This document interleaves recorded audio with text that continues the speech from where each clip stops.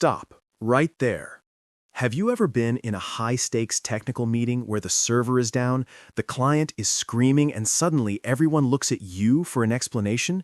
You know the answer, you know the fix, but your tongue feels like it's tied in a knot of complex code. You try to speak, but the words come out at 100 miles an hour, and nobody understands you. Today, we are going to fix that. We are going to debug your professional English so you can explain any technical problem with the coolness of a senior architect. Let's get technical. Hello, hello, superstars. A truly massive, high energy and professional welcome back to day 23 of our 60-day Spoken English podcast. Wow, Sam, I felt that tension in my chest just listening to you. And hello to all our listeners. Look at where we are. We have officially cleared the first third of our journey and are now building the expertise layer of your English. Absolutely incredible. If you have been following along since day one, you have already conquered the myself trap, mastered restaurant and travel English, and even learned how to plan your 5-year vision. But today is for the builders, the problem solvers, and the tech savvy among us. Today, we are diving into English for IT professionals. Let's be real for a moment. Whether you're a software engineer, a data analyst, or someone just trying to help a colleague fix their printer, technical English can be a nightmare. Why? Because it's not just about the vocabulary, it's about the speed and the pressure. As our sources point out, English in the real world flies at you at 100 miles an hour. When a server is down or a line of code is breaking, you don't have time to worry about verb conjugations. You need to act. You need to be observant and curious, just like Natalie in our mystery story.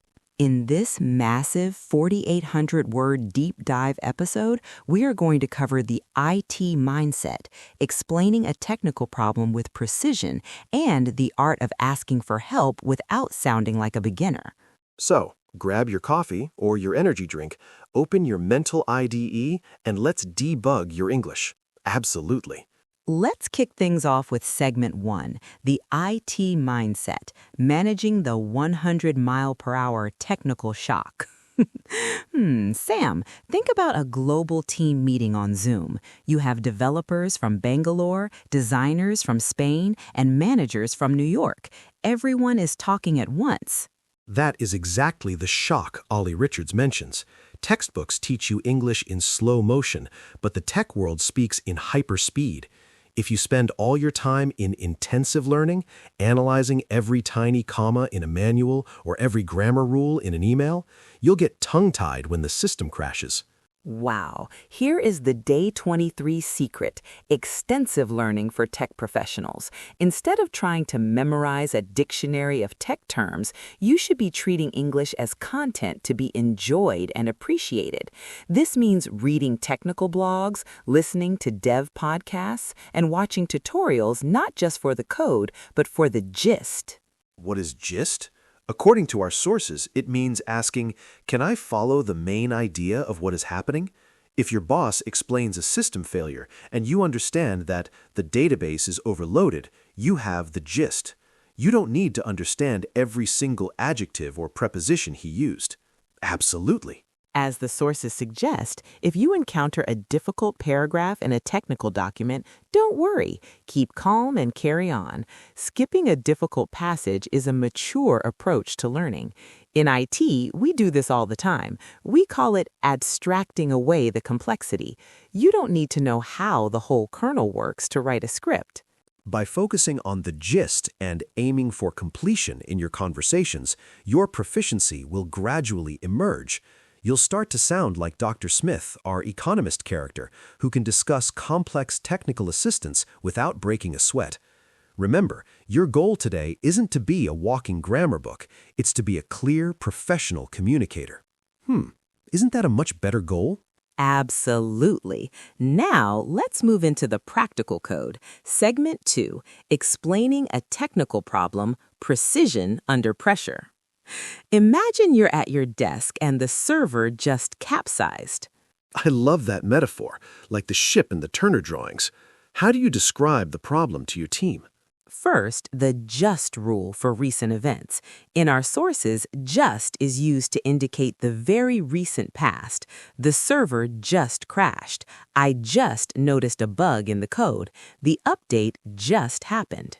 Using just with the simple past makes you sound like an expert who is observant and on top of the situation. It gives the listener a timeline. Next, describing connectivity issues. IT is all about connections. Remember Dialogue 1-7, where Luke says the phone is cutting out. In tech, we use this for everything. The audio is cutting out. The connection is breaking up. I think I'm losing you.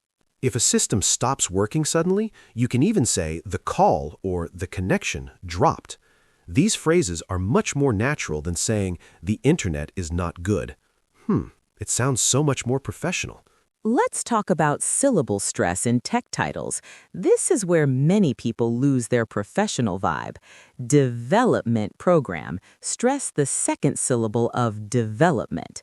Technical assistance. Stress the second syllable of assistance. Infrastructure. Stress the first syllable. If you misplace the stress, you disrupt the gist of your sentence.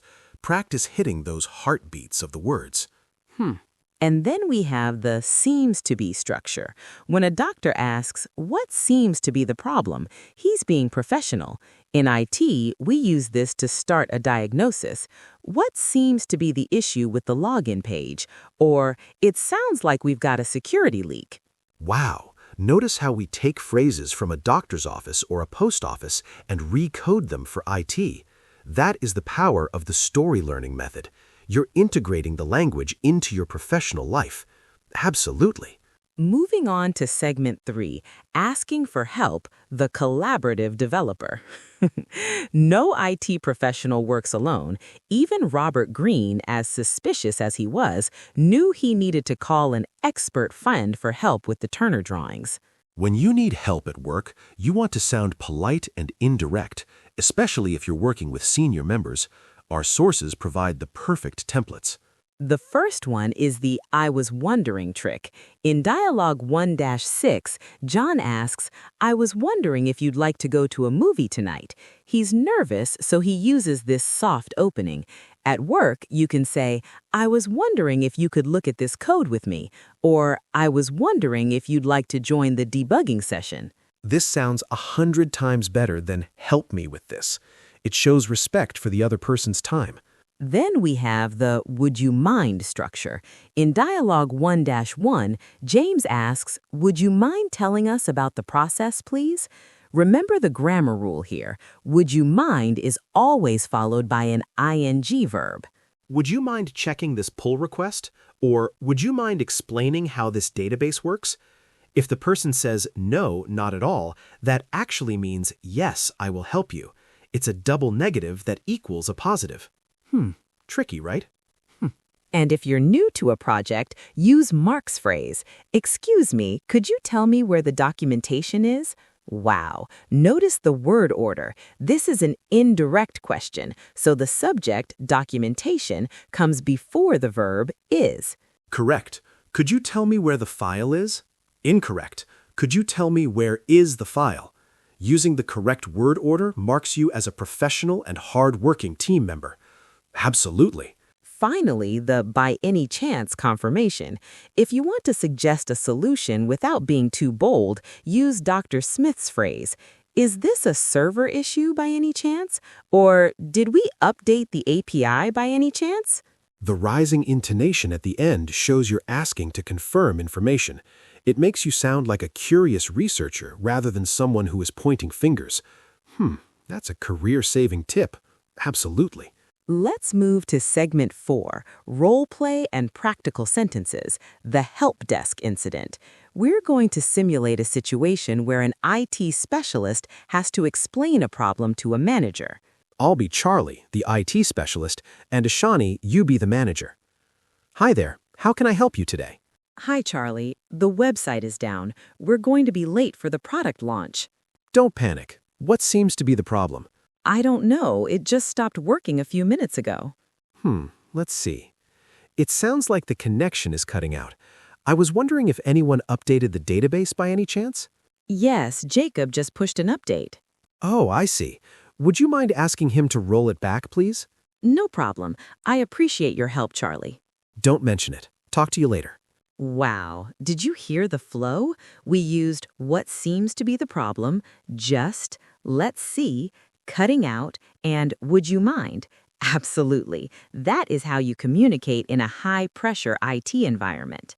You're using the story learning patterns to stay calm and lead the conversation. I bet your boss would be impressed by that level of clarity. Absolutely. We have reached the end of day 23. Today, we learned the GIST mindset for tech, how to describe problems using cutting out and just, and how to ask for help using would you mind. You are now equipped to navigate the digital mansion of the IT world, hopefully with better security than Lawrence Windsor. Here is your Day 23 challenge. I want you to think of a technical problem you faced recently. Step 1, describe it in one sentence using the word just. Step 2, write a request for help using I was wondering if you could. Step 3, use a time-buying word like well or before you explain the solution. Record yourself. Listen to your syllable stress on words like development and assistance. Are you hitting the heartbeat of the words? Absolutely. Thank you so much for joining us today. Keep your eyes on the gist, keep your code clean, and keep being awesome. Stay technical, stay confident, and as always, happy learning. Thank you and good night. Bye-bye.